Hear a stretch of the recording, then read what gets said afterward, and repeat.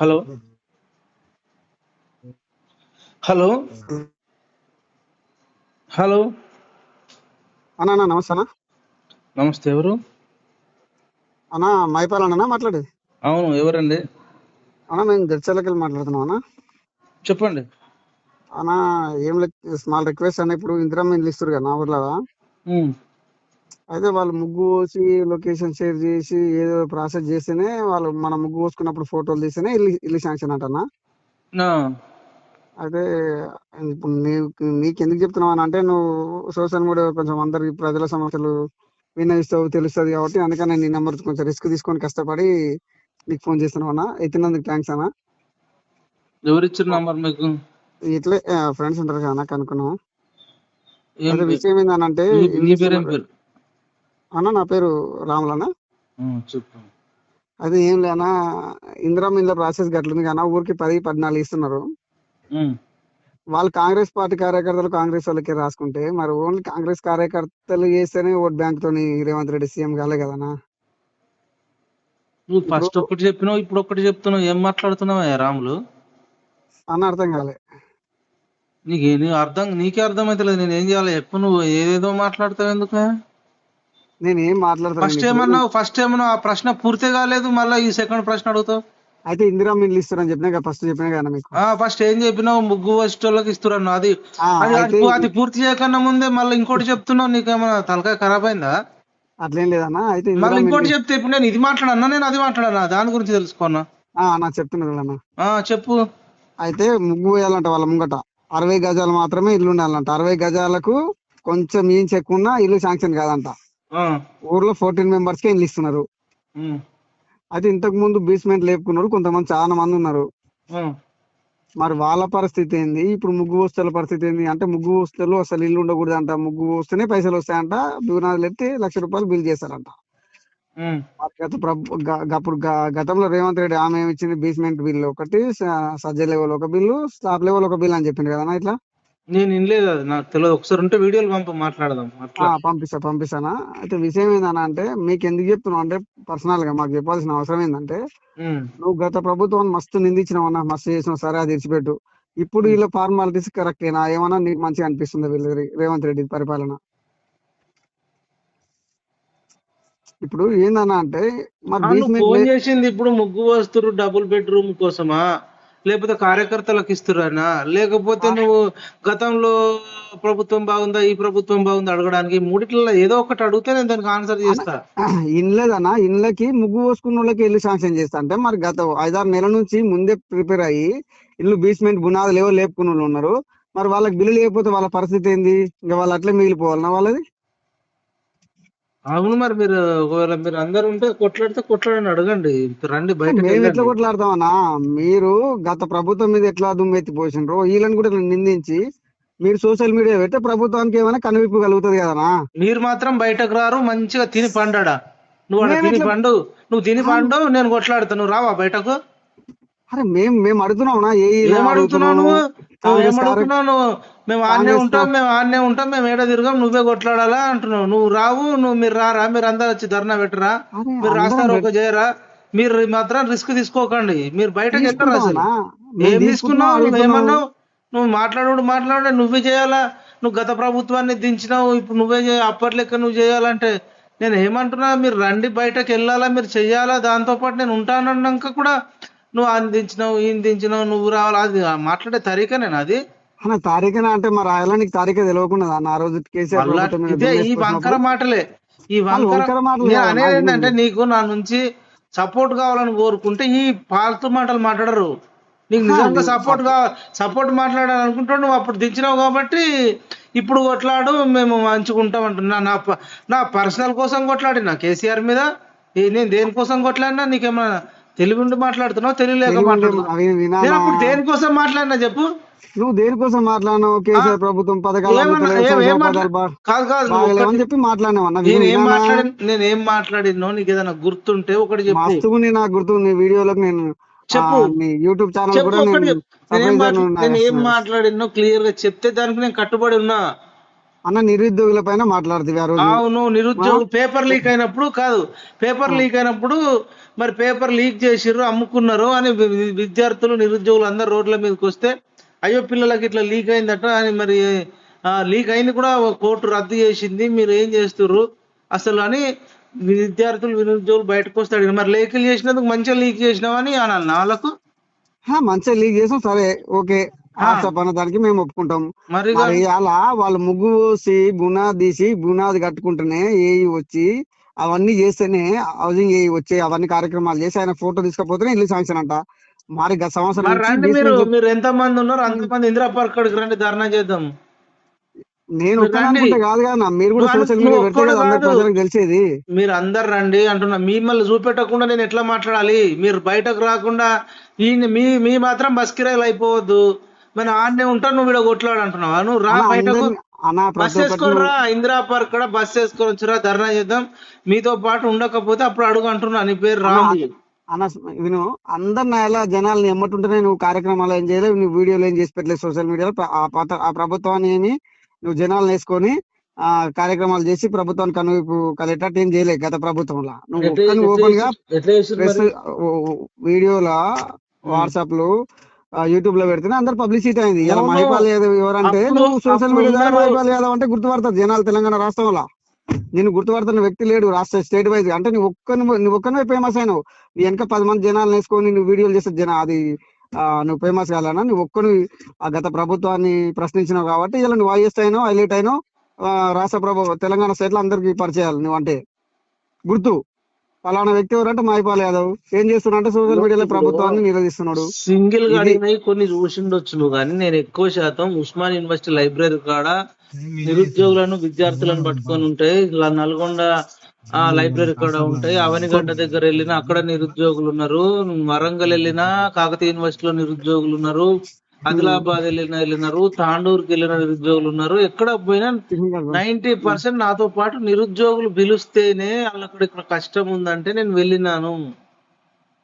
అవునన్నా మీకు కాదంటలేం కానీ చిక్కడిపల్లి లైబ్రరీ అంతా నిరుద్యోగులు అంతా బయటకు రోడ్ల మీదకి వస్తేనే కదా, నేను వాళ్ళ రోడ్ల మీదకి రాకుండా నేనే రోడ్ల మీద గుంజుకొచ్చిన వాళ్ళను. అరే అట్లా అంటే నువ్వు జనాల కాలు మొక్కిన రోజు కేసీఆర్ కోసం నిరుద్యోగులు అందరు చచ్చిపోతున్నామన్నా మరి వాళ్ళు కాపాడన్నా అని నిరుద్యోగులు రోడ్ల మీదకి వచ్చిర్రు, వాళ్ళే ఇంటికాడ కూర్చోలే. మరి ఇలా తినడానికి తిండి లేదా నా పేదలకు కనీస సౌకర్యాలు లేవు. తినడానికి తిండి నీకు లేదా? నీకు తినడానికి తిండి లేదా? నీకు నాకే కాదు ఎవరికి లేదు. చాలా మంది ముచ్చడే తినడానికి తిండి లేకుండా ఉన్నారు ఇప్పుడు. వినానా నువ్వు మా తినడానికి తిండి ఎవరికి లేదు? ఒక పేరు చెప్పు. మస్తుగా ఉన్నారు కానీ నువ్వు ఒక పేరు చెప్పు, తినడానికి తిండి లేని వ్యక్తి పేరు నాకు చెప్పు. ఇప్పుడు 10 ఏళ్ళు తిని ఇప్పుడే సడన్ గా తిండి ఇప్పుడు ఈ 1 year నుంచి తిండికి లేని వాళ్ళ పేరు చెప్పి, 10 ఏళ్ళు పూర్తిగా అన్ని మంచిగా ఇప్పుడే తిండి లేకుండా ఉన్న వాళ్ళ పేరు చెప్పు నాకు సడన్ గా. అన్న ఇప్పుడే తిండి లేకంటే వాళ్ళ స్తోమత బాగలేదు. ప్రతి జనాలు ఉన్నారు, వినండి, ప్రతి ఊర్లలో పేదోడు ఉంటాడు, అందరు బలిసిన వాళ్ళు ఉన్నారు అన్న. కనీసం గురించి అంటే నేను తినడానికి తిండే లేదన్ను. 10 ఏళ్ళు 3 పూటలు తిని ఇప్పుడు ఒక పూటని అసలు తిండే తినకుండా ఉండేటోళ్ళ పేరు చెప్పు. ఒక పేరు నీ పేరా? అరే ఉండొచ్చు మినిమం అందరు ఉండొచ్చు. పేరు చెప్పు, ఇప్పుడు మీ ఊరి పేరు చెప్పు. మీ ఊరి పేరు చెప్పు నాకు. మాది మిర్జిల్ అన్న. మిర్జిల్లో పలానా వ్యక్తి తినడానికి తిండికి లేదన్నా అని నాకు చెప్తే అవునా ఒకసారి ఫోన్ మాట్లాడి వాళ్ళకి ఏం చేద్దాం కార్యక్రమం ఏదైనా బియ్యం చేపిద్దామా, ఏం చేపిద్దాం, ఎందుకు తినడానికి తిండి లేదు సమస్య రేషన్ బియ్యం అన్న మైపాలన్న. రేషన్ బియ్యం ఆజిటీస్ అందరికి వస్తున్నాయి, దాంట్లో ఇబ్బంది ఏం లేదు పెద్దగానే. ఇవాళ నేను ఒకటే అడుగుతున్నా, ఫైట్ చేయండి, మీరు మాట్లాడండి, ప్రజల సమస్య పైన గలమెత్తండి, రైతు బంధు పైన గలమెత్తండి, రుణమాఫీ పైన గలమెత్తండి, ఇందిరా ఇళ్ల పైన గలమెత్తండి, నిరుద్యోగుల కోసం ఇంకా పోరాటం చేయండి. మేము దానికి మా సపోర్ట్ ఎప్పుడు. నేను అనేది ఇప్పుడు మీ మిర్జల్లో తినడానికి తిండి లేని ఒక పేరు చెప్పు, వాళ్ళకి నేను ఎట్లా సాయం చేయను నేను చేస్తా, వాళ్ళ కారణం ఏందో కూడా తెలుసుకుందాము అంటున్నా. అది చెప్పు, తర్వాత ఇవన్నీ మాట్లాడదాం. అన్న నేను పాయింట్ ఆఫ్ చేయొద్దు, ఎందుకంటే లాజిక్ అంటే నిజంగానే సాయం చేద్దామని అంటున్నా. నేనేం అబద్ధం చెప్ప, నేనేదో నిన్ను అడగాలి కౌంటర్ చేయాలని కదా. ఈ రోజులలో కూడా తినడానికి తిండి లేని వ్యక్తి మిర్జల్లో ఉంటే కనుక నిజంగానే సాయం చేద్దామని ఉద్దేశం అంటున్నా. నీకేదో కౌంటర్ అయ్యాలో నిన్నేదో ఇట్లా అనాలనేది నా ఉద్దేశం కాదు. అలా రీజన్ కూడా తెలుసుకుందాం, ఎందుకు వాళ్ళకి తినడానికి తిండి లేదో కూడా తెలుసుకొని నిజంగానే లేకపోతే సాయం చేపిద్దామా. మరి మనం ఇంత కళ్ళ ముందు ఇంతమంది బతుకుండగా తిండి లేక చచ్చిపోవడం అనేది అదొక 40-50 ఏళ్ళ కిందట అప్పుడు ఉండేనేమో, కానీ ఇప్పుడు మరి ఇప్పుడు కూడా అట్లా కావద్దు అనే ఉద్దేశంతో నిన్ను అడుగుతున్నా నేను, అంతే తప్ప ఇంకేం లేదు అన్న. మినిమం మాకైతుంది అనుకోండి పర్వాలేదు. కొంతమంది అయితే ఈ రోజు వరకు కూడా అట్లా ఉన్నారు, ఆల్మోస్ట్ ఉన్నారు, దాంట్లో ఇబ్బంది ఏం లేదు.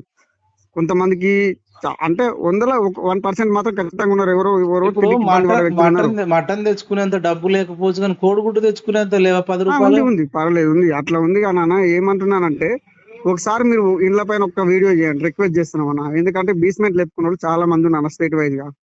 6 నెలల నుంచి సంవత్సరం ముందు నుంచి లేపెట్టుకున్న మీరు ఒక సంఘం లెక్క ఏర్పడి ఒక వాట్సాప్ గ్రూప్ మండలం ఏర్పాటు కండి. అయిన తర్వాత మీరు గ్రూప్లలో డిస్కషన్ చేయండి.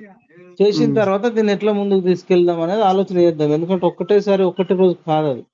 అన్న మేము చేసాం కానీ ఒకసారి మీరు కూడా ఒక వీడియో చేసి పెట్టండి అన్న, రిక్వెస్ట్. ఎందుకంటే ఇలా జనాలు చాలా మంది మీరు చేసి అది ఒక ప్రెస్ మీట్ లాగా ఏదైనా ఇవ్వండి లోకల్లో, అది పేపర్లు వస్తుంది. ఆ పేపర్ క్లిప్ నాకు పంపు, దాన్ని బేస్ చేసుకుని నేను మాట్లాడతా, సరేనా? ఓకేనా? అదేనా లోకల్ పేపర్లు ఉన్నాయి కదా, లోకల్ పేపర్లు ఉన్నాయి కదా మీ మిర్జల్ మండలం లోకల్ పేపర్లు చాలా ఉన్నాయి అన్న. వాళ్ళకి మీరు మాట్లాడండి. మీరు ఎవరైతే బాధితులు ఉన్నారో బాధపడేటోళ్ళు మాట్లాడి పేపర్ స్టేట్మెంట్ ఇవ్వండి. పేపర్ కు ఇస్తారు, ఇచ్చిన క్లిప్ నాకు పంపు. తర్వాత రేవంత్ రెడ్డి మాట ఇచ్చినాయి, లేదంటే కాంగ్రెస్ నాయకులు మాట ఇచ్చినాయి, ఇక రేవంత్ రెడ్డి మాట ఇచ్చినాయి ఏమైనా ఉంటే కూడా ఆ క్లిప్స్ పంపు. దాన్ని బేస్ చేసుకొని అది మీ పేపర్ స్టేట్మెంట్ బేస్ చేసుకొని నేను మాట్లాడితే దానికి ఏమైనా వాల్యూ ఉంటుంది అట్లా. అవునవును అలా ఈ మొగైనా ఇదే రేవంత్ రెడ్డి మా మండల జెడ్పీటీసీ అన్న, మా మండల ఫస్ట్ జెడ్పీటీసీ వాడు. ఇంకా మేము రేవంత్ రెడ్డి ఇంకా మా మండల పైలట్ ప్రాజెక్ట్ తీసుకోవచ్చు కన్నా రేవంత్ రెడ్డి. మిర్జిల్ మండలం రాజకీయ జీవితం మొదలైంది మా మండలం నుంచే. అది కూడా మాట్లాడండి. మీరు పేపర్ స్టేట్మెంట్ ఇచ్చినప్పుడు ఇవన్నీ మాట్లాడి పేపర్ స్టేట్మెంట్ ఇవ్వండి. ఇచ్చి నాకు క్లిప్ పంపు. రేవంత్ రెడ్డి ఎక్కడైతే అది చెప్పిండో బేస్మెంట్ అయినాక కూడా ఇస్తామనేది అది కూడా నాకు పంపు కదా, మనం ప్రాపర్ గా చేద్దాం. ఇప్పుడు ఎందుకు తిరగట్లే మరి రేవంత్ రెడ్డి వెనకాల మీరు? మేము ఆల్మోస్ట్ టీఆర్ఎస్ అన్న. రేవంత్ రెడ్డి టీఆర్ఎస్ ఉన్న పర్సన్, మేమైతే ఒరిజినల్ టీఆర్ఎస్. ఎన్ని రోజులు తిరిగిండు రేవంత్ రెడ్డి టీఆర్ఎస్ లో? రేవంత్ రెడ్డి 3-4 సంవత్సరాలు అన్న. 2002-2003 టీఆర్ఎస్ పార్టీలో మహబూబ్ నగర్ లో జాయిన్ అయింది ఆయన కేసీఆర్ సమక్షంలో. తర్వాత మా మిర్జల్ మండలం అనేది ఆయన ఇండిపెండెంట్ గానే గెలిచింది కదా. అవును, ఇండిపెండెంట్ అన్ని పార్టీలు సపోర్ట్ చేసింది అన్న. అప్పుడు బీజేపీ చేసింది, టీఆర్ఎస్ చేసింది, టీడీపీ చేసింది. ఎన్ని చేసినా ఇండిపెండెంట్ అంటారు కానీ ఏ సంవత్సరం? 2006 అన్న. జాయిన్ జడ్పీటీసీ కాకుండా ముందు టీఆర్ఎస్ లో ఉన్నాడా? జెడ్పీటీసీ అయితేనగానే టీఆర్ఎస్ నుంచి బయటకు వచ్చినప్పుడు పార్టీ టికెట్ ఇవ్వకపోతే. అదే జెడ్పీటీసీ దాకా పోటీ చేసేదాకా టీఆర్ఎస్ లో ఉండి బయటకు వచ్చిండు అంతే కదా. బయటకు వచ్చినప్పుడు ఇండిపెండెంట్ అభ్యర్థిగా అన్ని పార్టీల మద్దతుతోని జెడ్పీటీసీ అయిన కప్పసాసర్ గుర్తుతోని. ఇప్పుడు ఆయన రాజకీయ జీవితం మొదలైంది టీఆర్ఎస్ మిర్జిల్ మండల్. టీఆర్ఎస్ మిర్జిల్ మండల్ అన్న. ఆయన రాజకీయ భవిష్యత్తు ఇచ్చింది రేవంత్ రెడ్డికి మిర్జిల్ మండల్. ఎందుకంటే అప్పుడు మేము ఆయన ఇంకా తిరిగినా మాకు తెలుసు ఆ కార్యక్రమం. కేవీఎన్ రెడ్డి ఉండే, ఎడ్మ సత్యం ఉండే, కలవకుర్తి కాన్స్టిట్యూన్సీ ఉండే. అప్పుడు మిర్జిల్ మండల్ కలవకుర్తికి ఉండే. ఇప్పుడు 2008 ఆయన వెనక తిరిగిరంటే మీ ఏజ్ ఇప్పుడు ఎంత ఉంటుంది? నాది 36 అన్న. 36 అయిపోయింది. మరి ఇప్పుడు 20 ఏళ్ళ కిందట ముచ్చట చెప్తున్నావు. మరి 19 ఏళ్ళ కిందట నువ్వు 15-16 ఏళ్ళ అప్పుడు రాజకీయాల్లో తిరిగినావా? అవునన్నా, నేను అప్పటికే 10th అయిపోయింది, అప్పుడే యాక్టివ్ ఉన్నా. 9th నుంచి యాక్టివ్ టీఆర్ఎస్ పార్టీలో. అప్పటికే నా దగ్గర ఒక రెడ్డి ఉండే మా ఊర్లో ఒక రెడ్డి సాపు ఉండే, ఉపేందర్ రెడ్డి అని. ఆయన మా టీచర్ ఉండే. ఆయన అప్పటికి టీఆర్ఎస్ పార్టీ. నేను ఆయన ఇంకా బాగుండేటువంటి స్కూల్లో కూడా. అట్లా కంటిన్యూగా ఆయన ఇంకా ప్రాసెస్ అట్లే మొదలైంది మాది. 14-15 ఏళ్ళ అప్పటి నుంచి తిరుగుతున్నావు? అవునన్నా, 100% దాని సమస్య లేదు. నా వీడియోలు ఉన్నాయి, ఫోటోలు ఉన్నాయి, మేము ఉద్యమం చేసినాయి, ధర్నా చేసినాయి, అన్ని ఉన్నాయి ఇప్పటికి కూడా. నాకు ఒకసారి నేను చూస్తా. అన్ని ఉన్నాయి, ఆల్మోస్ట్ అన్ని ఉన్నాయి. రేవంత్ రెడ్డి మా ఊర్లో జెండా ఆవిష్కరణ చేసిన కార్యక్రమం నాకు పంపు, నేను చూస్తాను. సరే అన్న, ఇది వాట్సాప్ ఉంది కదా అన్న. ఒకసారి అన్న రిక్వెస్ట్ చెప్పింది ఖచ్చితంగా మాట్లాడినా, రిక్వెస్ట్ చేస్తున్నాం. రాష్ట్ర వ్యాప్తంగా మీ వల్ల న్యాయం జరుగుతుంది. నేను ఏమంటున్నా, నాకు కాంగ్రెస్ ప్రభుత్వం హామీ ఇచ్చిన వీడియో ఒకటి పంపు, మీరు పేపర్ స్టేట్మెంట్ ఇచ్చి అది పంపు, నేను తర్వాత మాట్లాడుతా అంటున్నా. ఇంకేం చేయాలి? సరే అన్న. అయితే అనిరుద్ రెడ్డి ఉంది కదా జడ్చర్ల ఎమ్మెల్యే, ఆయన అప్పుడు హామీ ఇచ్చిండు ఎలక్షన్. ఇప్పుడు మళ్ళీ ఇప్పుడు మీరు జడ్చర్ల కింద అనిరుద్ రెడ్డి ఎమ్మెల్యేనా? అవునన్నా, అనిరుద్ రెడ్డి. అనిరుద్ రెడ్డి ఒకవేళ పర్సనల్ గా ఇస్తే ఆయన మీద చేద్దాము. ప్రభుత్వం ఒకవేళ రేవంత్ రెడ్డి ఎక్కడైనా సభలో మాట్లాడింది ఉన్నా, ప్రెస్ మీట్ లో మాట్లాడింది ఉన్నా అది పంపు, అప్పుడు రేవంత్ రెడ్డి మీద మాట్లాడదాం. అది అన్న ఇంటికి 5 లక్షల బిల్లు ఇస్తా అని చెప్పారు కానీ ఈ బిల్లు ఇట్లా ఇట్లా ముగ్గు కోసం నాకు అట్లా అట్లా అప్పుడు చెప్పలేదు. నాకు పంపినాక మాట్లాడు, ఏది ఉంటది పంపు నాకు. ఓకే అన్న.